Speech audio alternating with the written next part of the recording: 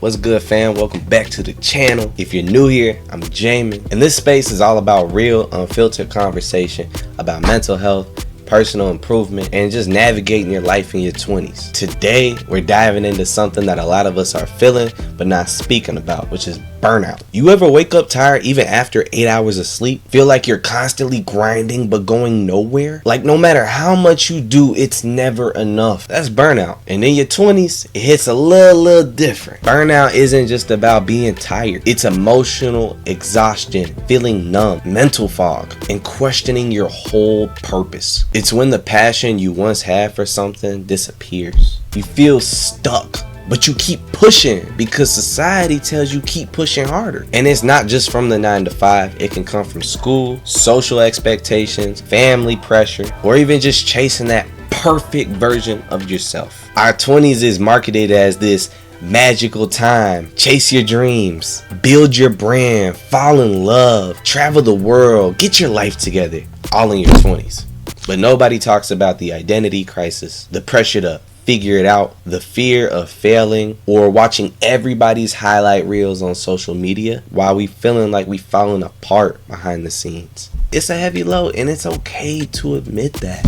What burnout really is, right? That emotional, physical, and mental exhaustion caused by prolonged stress. That is by definition, what burnout is. Symptoms can be that constant fatigue, low motivation, brain fog, irritability, and feeling numb or detached. So a lot of these feelings are burnout, and we don't even realize it. It might just be we've had a long night of sleep, we wake up, we still tired, it's hard to get up every morning. That could be burnout. That's how burnout can show.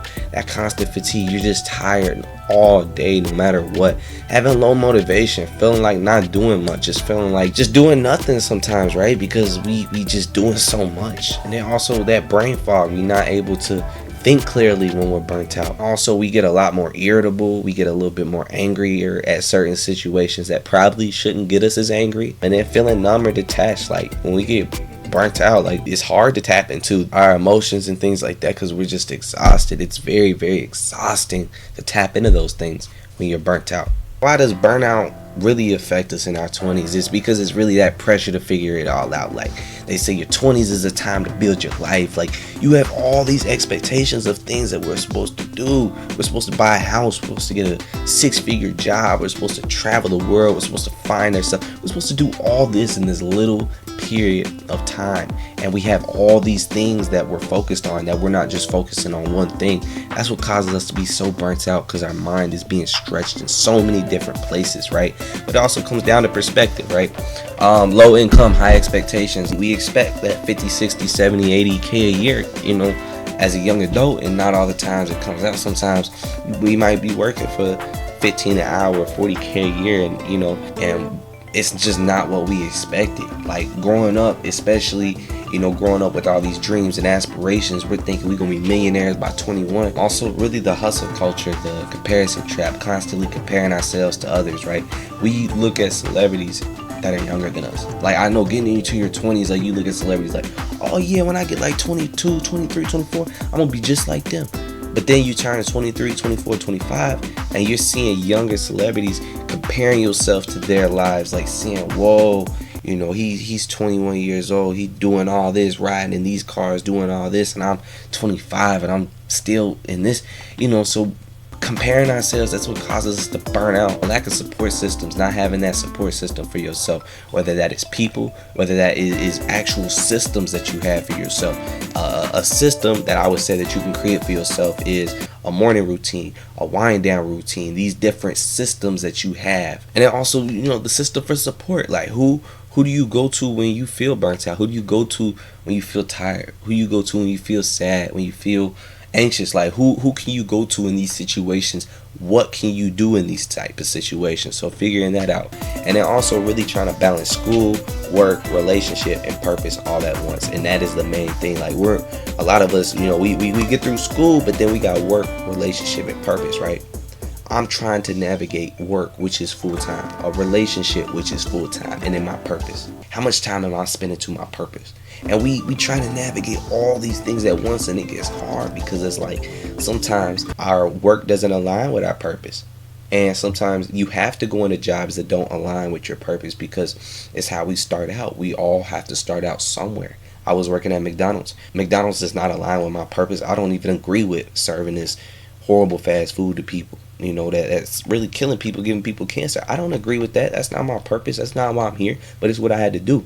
Sometimes we have big standards and things that we have to do with relationships. Like it's a lot of time. So trying to balance all those things in our 20s is definitely hard. These are just some things that contribute to burnout in your 20s. So kind of getting into some other signs you're burnt out, but you didn't realize it, is you feel tired no matter how much you sleep, waking up tired.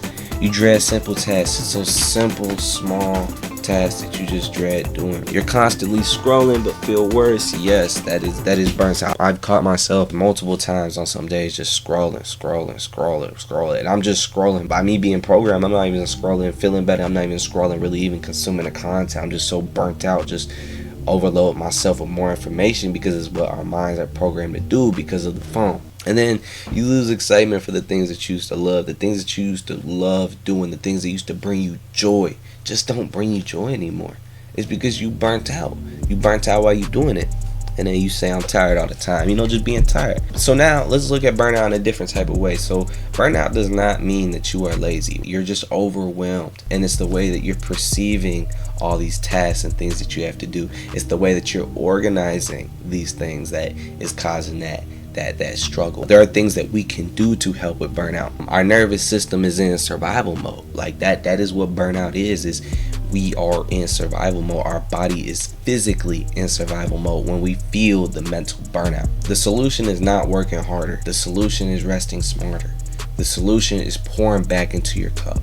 The solution is spending some time to yourself, processing things, having peace sometimes, just getting away from everybody, everything, and just spending some time to yourself just for peace, right? Use positive affirmations. I actually have a video on positive affirmations, and I actually had an example about how, me working at my job and things like that, it's getting hard. I have a lot of responsibilities, a lot of things to do. I'm doing mental health. I'm working with individuals' mental health. So when you're doing that, it does get a lot. And a lot of people say you might get burnt out because of this, because of that. Sometimes you get burnt out by lack of boundaries, right? Like I had a lack of boundaries. I'm working 7 days a week. I'm working from 7 to 9 at night, and I'm getting a little burnt out. And it's because I'm not setting these boundaries for myself. I'm not pouring into my cup enough. And I need more time to rest, right? And I need smarter rest, not just you cut out a break and you on TikTok, right? But actually real mental rest, right? Real spiritual rest, and our minds need it. Intentional rest, real breaks, not just screen time. But I just said, being able to cut yourself out from technology, cut yourself out from everything, and just have clarity. Take a walk, just sit outside and just look at some things. Don't go in your mind thinking, because that's going to exemplify the burnout, is when you're not present. But just spend some time being present. Say no more often, right? Set those boundaries I was just talking about. You have to set boundaries. No. Now I don't work on weekends. If I work on a Saturday, it's because I'm getting an extra therapy session in for someone who I might have missed throughout the week, and I'm just getting it in there. Overall, my weekends are not to be touched. My weekends are for me, my girlfriend, my family, YouTube. This is what my weekends are for. Also rest, right? I'm still trying to navigate that.